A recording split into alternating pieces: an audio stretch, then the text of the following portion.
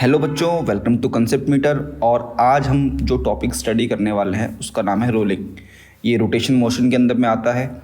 और रोलिंग क्या है, इसमें क्या क्या चीज़ें इन्वॉल्व हैं, क्या फोर्सेस रोल प्ले करते हैं और फ्रिक्शन कैसे कैसे बिहेव करेगा, वो हम इसमें स्टडी करेंगे सारी चीज़ें डिटेल में।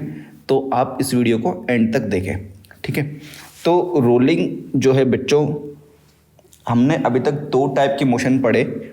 एक तो हमने पहले पढ़ा ट्रांसलेशन और दूसरा हमने पढ़ा रोटेशन। ट्रांसलेशन और रोटेशन को हमने इंडिपेंडेंटली पढ़ा कि इसमें कैसे बॉडी बिहेव करती है और कैसे इसका नोशन है, कैसे इसको फील करना चाहिए। ये चीज़ें हमने स्टडी करी। लेकिन कई सारी सिचुएशंस ऐसी होती है जिसमें ये सिर्फ ट्रांसलेशन और रोटेशन इंडिपेंडेंट नहीं रहते, दोनों कंबाइन हो जाते हैं। कुछ हो सकता है कि ट्रांसलेशन पार्ट हो, कुछ रोटेशन पार्ट हो सकता है दोनों इक्वल हो। तो इसी को हम स्टडी करेंगे रोलिंग के अंदर। तो ट्रांसलेशन में आपने क्या पढ़ा था बच्चों? ट्रांसलेशन में पढ़ा था कि बॉडी इज मूविंग। अगर मैं कहूँ फॉरवर्ड या बैकवर्ड, जो भी। ट्रांसलेशन में आपने ये पढ़ा। साथ ही साथ रोटेशन में आपने क्या पढ़ा कि बॉडी इज रोटेटिंग। बॉडी घूम रही है, किसी एक्सिस के अलोंग बॉडी घूम रही है। कोई एक्सिस है या फिर अगर कोई पॉइंट ऑब्जेक्ट है तो पॉइंट है जो कि एक्सिस पे लाई करता है, कुछ भी कहना चाहो आप। तो उस एक्सिस के अलोंग बॉडी रोटेट कर रही है। तो ये हमने स्टडी करा, ठीक है। अब क्या होगा अगर मैं इन दोनों को कंबाइन कर दूंगा? इन दोनों को कंबाइन करने पे क्या होगा कि body is moving and rotating. तो दोनों चीज बॉडी कर रही है, मूव भी कर रही है, आगे भी जा रही है और घूम भी रही है। तो इसको स्टडी करने के लिए हम जो टॉपिक हम लोग कवर कर रहे हैं वो है रोलिंग। तो इसके लिए हमने एक लिया पहले सर्कुलर, अपनी व्हील, सर्कुलर डिस्क, कुछ भी कहना चाहो आप। सर्कुलर बॉडी हमने ले ली एक, ठीक है। ये लाई करती है किसी प्लेन पे, सरफेस पे। ये हमारा सरफेस है, इस पे ये बॉडी लाई कर रही है, ठीक है। तो अगर ये बॉडी ट्रांसलेशन मोशन में है तो इसके सारे कंपोनेंट्स, बॉडी के जितने भी पार्ट हैं, वो सारे एक ही डायरेक्शन में मूव कर रहे हैं। मतलब इनका मोशन सेम है, सिमिलर है, ठीक है। अगर हम लोग ट्रांसलेशन की बात करें, अगर मैं मानूं कि ये एक लाइन में मूव कर रहे हैं तो हॉरिजॉन्टली, तो सारे पॉइंट्स इसके हॉरिजॉन्टली ही मूव करेंगे, ठीक है। और अगर मैं वहीं बात करूं कि इसी बॉडी की, अगर ये बॉडी रोटेट कर रही है, ठीक है, अगर ये बॉडी रोटेट कर रही है, अब अगर ये बॉडी इस एक्सिस के अलोंग, ये मैंने एक अपनी एक्सिस मानी, इस एक्सिस के अलोंग अगर रोटेट कर रही है ये ओमेगा से, तो इसके जो सारे पॉइंट्स होंगे, इसके ऊपर जितने भी पॉइंट्स हैं, वो सारे क्या होंगे? रोटेट होंगे इसी सेम एंगुलर स्पीड ओमेगा से। सबकी स्पीड होगी ओमेगा। तो बच्चों ये हमारा है रोटेशन और ये हमारा है ट्रांसलेशन। अब इन दोनों को कंबाइन करके क्या बनेगा? रोलिंग। तो इन दोनों को कंबाइन करते हैं। तो रोलिंग में अब क्या होगा बच्चों कि ये जो बॉडी है इसका हमने ये हमारा सेंटर ऑफ मास, ठीक है। तो हम लोग मान रहे हैं कि सेंटर ऑफ मास इसका इस तरफ जा रहा है, अपना v स्पीड से मूव कर रहा है। और जो ये बॉडी है, एक एक्सिस जो पास करती है इसके सेंटर ऑफ मास से, तो उसके अलोंग बॉडी घूम रही है ओमेगा स्पीड से, ओमेगा एंगुलर स्पीड से। तो ये हमारी रोलिंग हो रही है बॉडी की, कि बॉडी आगे भी जा रही है और घूम भी रही है एक एक्सिस के अलोंग। तो ये रोलिंग हो गई स्टार्ट बॉडी के अंदर। तो बच्चों रोलिंग स्टडी करने के लिए हम क्या करेंगे? डिफरेंट पॉइंट्स, इस जो रोटेटिंग व्हील है इसके जो डिफरेंट पॉइंट्स हैं, इसके मोशन को, इनके पॉइंट्स को एनालाइज करेंगे कि ये कैसे मूव कर रहे हैं। कंबाइंड जो मोशन हो रहा है रोटेशन और ट्रांसलेशन, जो कि रोलिंग इसको कह रहे हैं, तो रोलिंग के अंदर ये कैसे बिहेव कर रहे हैं।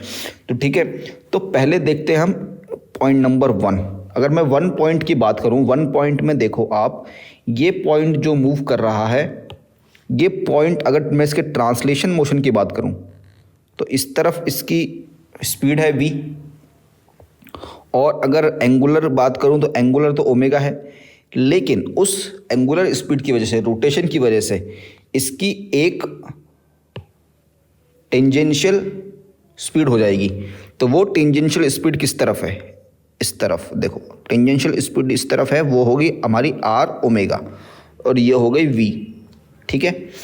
सिमिलरली मैं सारे पॉइंट्स की बात करूं तो मैं अगर पॉइंट नंबर 2 की बात करूं, इसको मैं 2 कह दूं, तो 2 पॉइंट के ऊपर देखो हमारी जो ट्रांसलेशन स्पीड इस तरफ है जो v है, और जो टेंजेंशियल स्पीड है इस तरफ है r ओमेगा, ठीक है। सिमिलरली अगर मैं इस पॉइंट को 3 नंबर दूं और 3 नंबर पे देखूं तो इसकी स्पीड इस तरफ v है और टेंजेंशियल स्पीड इसकी r ओमेगा ही है इस तरफ, ठीक है।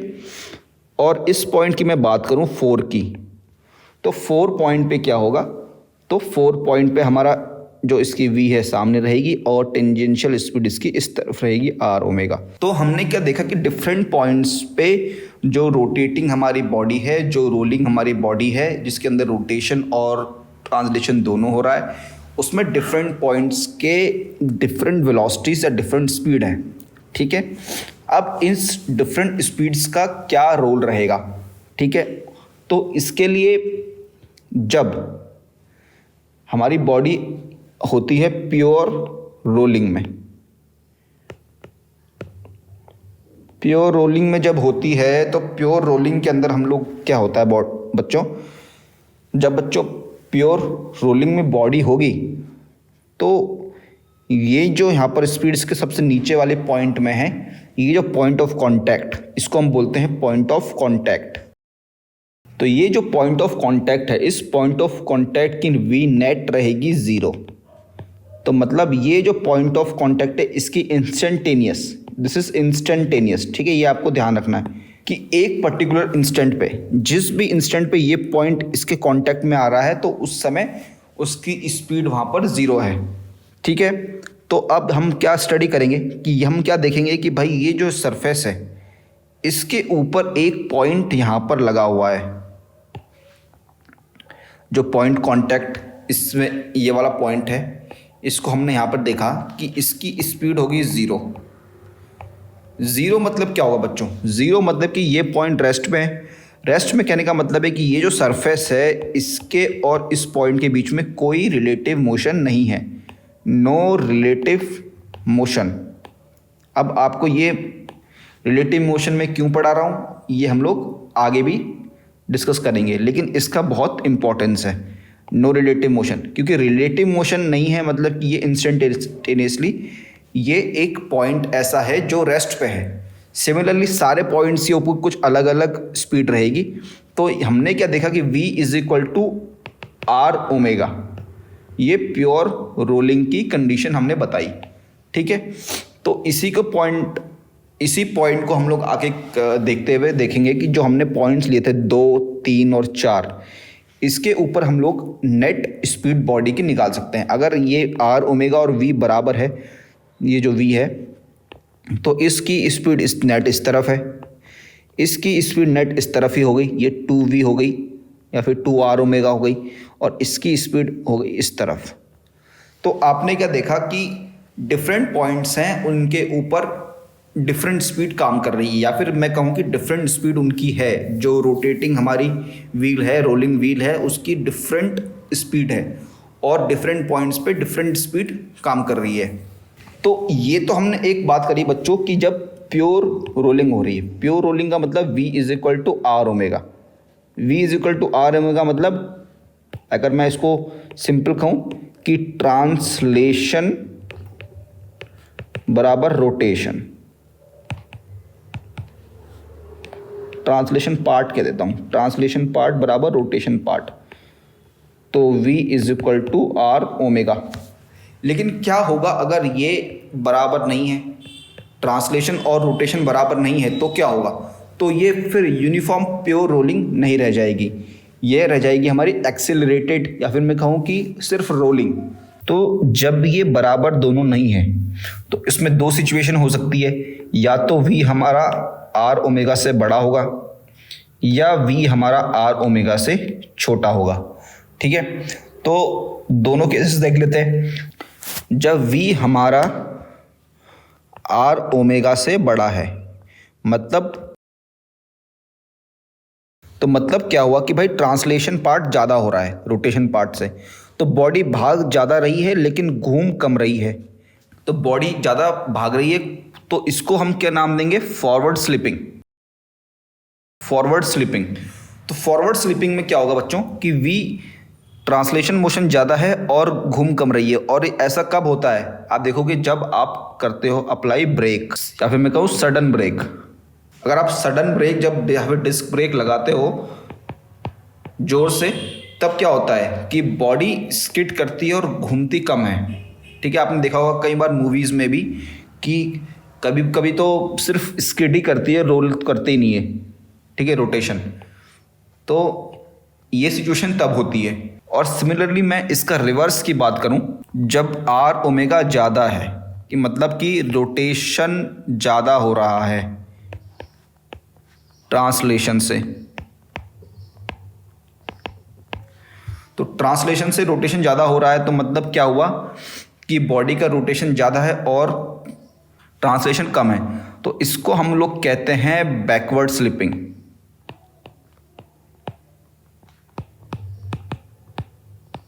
तो बैकवर्ड स्लिपिंग में क्या होता है कि बॉडी घूम ज़्यादा रही है और उसका वी कम है, वी बहुत कम है as compared to R omega.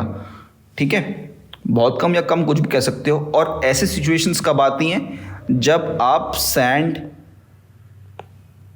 ठीक है, या फिर रेत आप उसमें चलाते हो, ठीक है, बजरी कुछ भी।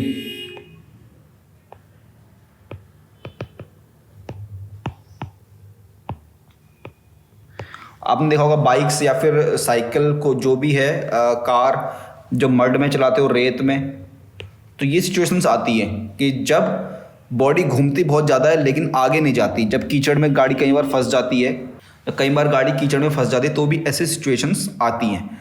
तो ये हमने देखा कि जब प्योर रोलिंग नहीं हो रही है, सिर्फ ये रोलिंग है, नॉट प्योर रोलिंग।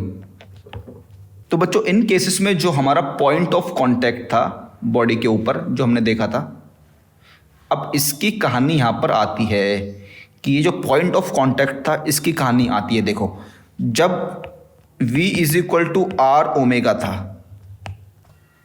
ठीक है, अगर मैं कहूँ कि आर ओमेगा इस तरफ था और v इस तरफ था, तब तो ये v इसका नेट ज़ीरो हो गया। जब v इससे बड़ा हो गया तो इसका जो मोशन है वो किस तरफ होगा, नेट मोशन, या फिर मैं कहूँ कि रिलेटिव मोशन। तो रिलेटिव मोशन की टेंडेंसी इसकी इस तरफ है। तो जहाँ भी रिलेटिव मोशन आ गया मतलब कि फ्रिक्शन आ गया, तो फ्रिक्शन यहाँ पे अब रोल में आ जाएगा, फ्रिक्शन आ जाएगा इस तरफ। और सिमिलरली अगर मैं दूसरे केस की बात करूँ, दूसरे केस में जब इसकी नेट स्पीड इस तरफ है, रिलेटिव मोशन या फिर रिलेटिव स्पीड इस तरफ है, तो फ्रिक्शन आ जाएगा इस तरफ। तो इन्हीं चीज़ों को कंसिडर करते हुए अब हम पढ़ेंगे क्या, एक्सेलरेटेड रोलिंग। तो बच्चों एक्सेलरेटेड रोलिंग में क्या होगा, हमारी कोई बॉडी है वो घूम रही है, यूनिफॉर्म उसकी रोलिंग हो रही है। यूनिफॉर्म रोलिंग हो रही है मतलब कि अब आपको पता है इसकी v है और ओमेगा है, तो v is equal to R omega. Uniform rolling का मतलब ये है। तो यूनिफॉर्म रोलिंग जो हो रही है, अगर मैं इसके ऊपर कुछ फोर्स लगा दूं, एक छोटा सा नन्हा सा फोर्स लगा दूं, ऐसे कहीं भी लगा दूं, अभी मैं सिंप्लिसिटी के लिए टॉप में लगा रहा हूं, टॉप मोस्ट पॉइंट पे मैंने लगाया एक फोर्स। अब जैसे ही फोर्स आ गया, इस पे एक्सटर्नल फोर्स आ गया, तो मतलब कि यूनिफॉर्म नहीं रहेगी। आप कहोगे सर फ्रिक्शन तो पहले भी था, फ्रिक्शन था, लेकिन क्योंकि प्योर रोलिंग है तो इस पॉइंट का जो स्पीड है, रिलेटिव स्पीड है, वो ज़ीरो है। तो यूनिफॉर्म प्योर रोलिंग में फ्रिक्शन होता है ज़ीरो। ये एक इम्पॉर्टेंट चीज़ है, आपको नोट करनी है। फ्रिक्शन होता है ज़ीरो, मतलब छोटा थोड़ा बहुत होता है लेकिन ज़ीरो के करीब होता है, हम उसको ज़ीरो मानते हैं जो आइडियल सिचुएशन में। तो फ्रिक्शन होता है ज़ीरो यूनिफॉर्म प्योर रोलिंग में। लेकिन अब यहाँ पर क्या आ गया, एक्सटर्नल फोर्स। अब एक्सटर्नल फोर्स आ गया तो एक्सटर्नल फोर्स क्या करेगा, तो यहाँ पर इसके मोशन को यूनिफॉर्म नहीं रहने देगा। तो एक्सटर्नल फोर्स की वजह से क्या होगा कि बॉडी के ऊपर कुछ एक्सेलरेशन आएगी। अगर मैं लीनियर एक्सेलरेशन की बात करूं तो लीनियर एक्सेलरेशन क्या होता है, F is equal to m a. और अगर मैं एंगुलर एक्सेलरेशन की बात करूं, अगर ये इसकी मैं R मैंने इसकी रेडियस बॉडी की मानी, तो अल्फ़ा क्या हो जाएगा, अल्फ़ा हो जाएगा हमारा आर एफ अपॉन आई। तो आई क्या है, बॉडी का मोमेंट ऑफ इनर्शिया। ठीक है, तो ये मैंने मैग्नीट्यूड की बात करी। तो ये तो हमने बात करी मैग्नीट्यूड की। अगर मैं बात करूँ डायरेक्शन की, तो फ्रिक्शन एक बहुत इम्पॉर्टेंट रोल प्ले करता है प्योर रोलिंग या फिर रोलिंग मेंटेन करने में।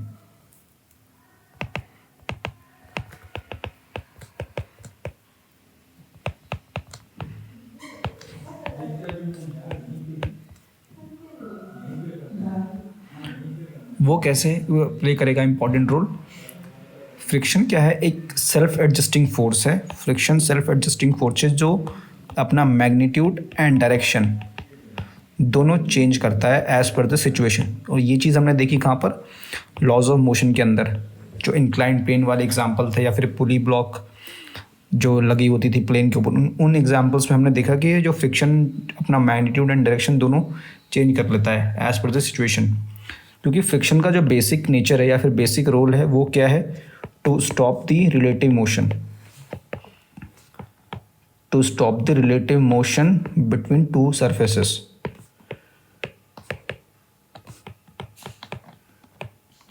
तो फ्रिक्शन का जो मेजर बेसिक नेचर है, नॉट मेजर, तो फ्रिक्शन का जो बेसिक नेचर है वो है to stop the relative motion between two surfaces. तो यहाँ पर कैसे अब वो रोल प्ले करेगा ये देखते हैं।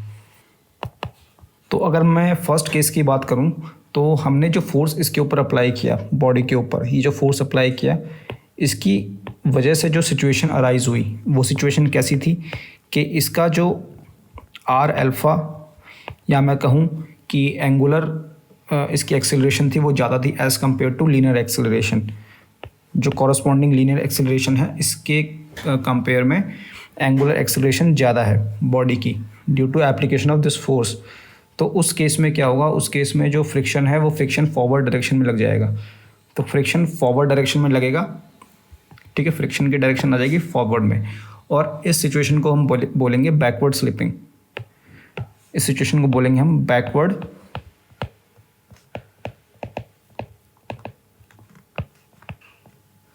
स्लिपिंग, ठीक है।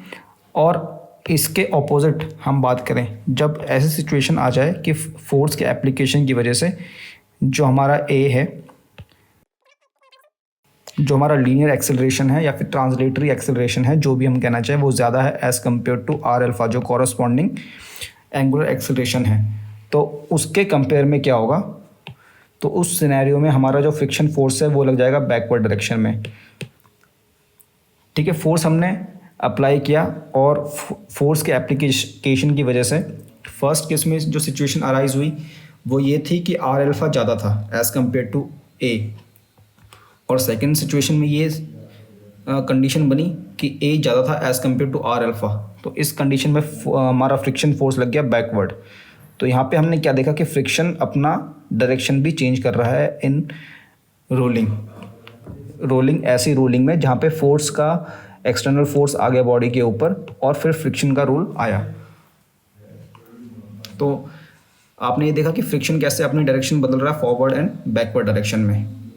तो अब हम बात करें कि जो हमारा रोटेशन मोशन है, इसको अगर हम किसी एक पॉइंट से देखना चाहें, क्योंकि रोटेशन मोशन को हमने क्या देखा कि भाई रोटेशन क्या है, दो मोशन से अगर हम देखें कि एक रोलिंग प्लस ट्रांसलेटिंग, इन दो मोशन से मिलके बना हुआ है, ठीक है। और अगर दोनों 50-50 हैं तो प्योर रोलिंग हो जाती है, अगर कोई एक्सटर्नल फोर्स नहीं है और एक्सेलरेशन नहीं है। और अगर रोलिंग की सिचुएशन ज़्यादा है, ट्रांसलेशन की सिचुएशन कम है एज़ कम्पेयर टू, तो उन सिचुएशन में क्या हो रहा है, अगर ये अनइक्वल है, रोलिंग ज़्यादा है या फिर ट्रांसलेशन ज़्यादा है, तो कैसी सिचुएशन अराइज हो रही है वो हमने देख लिया। लेकिन अब हमको क्या देखना है, जब रोलिंग हो रही है तो एक किसी पर्टिकुलर इंस्टेंट पे हमने क्या देखा कि पहले एग्जांपल में हमने क्या देखा था कि अलग अलग पॉइंट की अलग अलग वेलोसिटी है या फिर स्पीड है। जैसे इस पॉइंट की कितनी आ रही थी 2v0। अगर मैं बात करूं कि इस तरफ इसकी v0 है और v is equal to R omega, ये सिचुएशन है, या फिर मैं कहूँ कि प्योर रोलिंग है। तो यहाँ पे हमने क्या देखा कि इन अलग अलग पॉइंट्स की अलग अलग स्पीड है। तो इस सबसे जो बॉटम में पॉइंट है इसकी स्पीड क्या हमारे पास आई थी, इसकी स्पीड आई थी 0, क्योंकि इसकी बैकवर्ड डायरेक्शन में स्पीड आ रही थी आर ओमेगा और फॉरवर्ड डायरेक्शन में आ रही थी v0। तो ये मिला के क्या हो जा रहा था 0। तो इस पॉइंट की 0 आ रही थी। तो हमने क्या किया कि हमने अब इस पॉइंट से इसके मोशन को देखा। यहाँ पे बात आ गई बच्चों फ्रेम ऑफ रेफरेंस की। तो देखो फ्रेम ऑफ रेफरेंस कितना इंपॉर्टेंट है और ये आगे तक आपके कंसेप्ट्स में आता रहेगा। तो हमने अब इस पॉइंट से इस पूरी बॉडी को देखना है।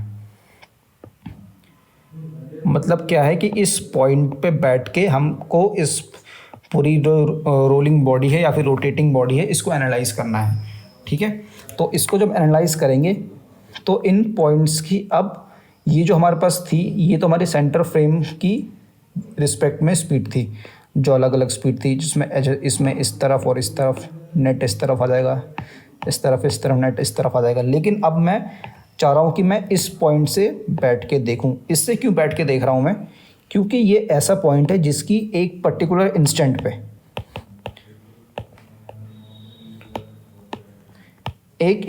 पे इसकी स्पीड है 0। इंस्टेंटेनियसली इसकी स्पीड कितनी है 0। तो उस स्पीड पे उस इंस्टेंट पे क्या हो रहा है, ये बॉडी इस पॉइंट के अलोंग रोटेट कर रही है। वो कैसे कर रही है, क्योंकि अब इन पॉइंट्स का अलग अलग देखो, आप इन पॉइंट्स का अलग अलग स्पीड है। तो ये जो पॉइंट्स हैं ये अलग अलग ट्रेजेक्टरीज इनकी बनेगी एक इंस्टेंट पे इंस्टेंटेनियसली। तो इस पॉइंट को हम क्या बोलेंगे, instantaneous axis of rotation. Instantaneous axis of rotation IAOR। Instantaneous A से एक्सिस ऑफ रोटेशन। इस इंस्टेंटेनियस एक्सिस ऑफ रोटेशन की खास बात क्या है बच्चों, इसकी खास बात ये है कि ये पॉइंट रहता है 0 स्पीड पे एक पर्टिकुलर इंस्टेंट पे। अब हो सकता है कि अगले इंस्टेंट पे कोई दूसरा पॉइंट आ जाए, जैसे ये पॉइंट है, हो सकता है किसी इंस्टेंट पे ये IAOR हो सकता है किसी इंस्टेंट पे ये पॉइंट हो, ये पॉइंट चेंज होते रहेंगे इंस्टेंट टू इंस्टेंट। मतलब हो सकता है कि किसी दूसरे इंस्टेंट पे वो पॉइंट दूसरा हो। ज़रूरी नहीं है कि यही पॉइंट जो रोटेटिंग बॉडी के ऊपर यही पॉइंट एक फिक्स है, वो हर इंस्टेंट पे एक ऐसा पॉइंट होगा, लेकिन वो पॉइंट चेंज होते रहेंगे। ठीक है, अब इसमें बात आती है कि हम लोग ये पॉइंट निकालेंगे कैसे। इंस्टेंटेनियस आपको क्या पता है कि जब रोलिंग हम देखते हैं या फिर रोटेशन देखते हैं, जब हम रोटेशन देखते हैं तो उसमें एक ऐसा पॉइंट है जिसके ऊपर v is equal to R omega है। ठीक है, दूसरा वो जो पॉइंट है जो रोटेटिंग प्लेन है,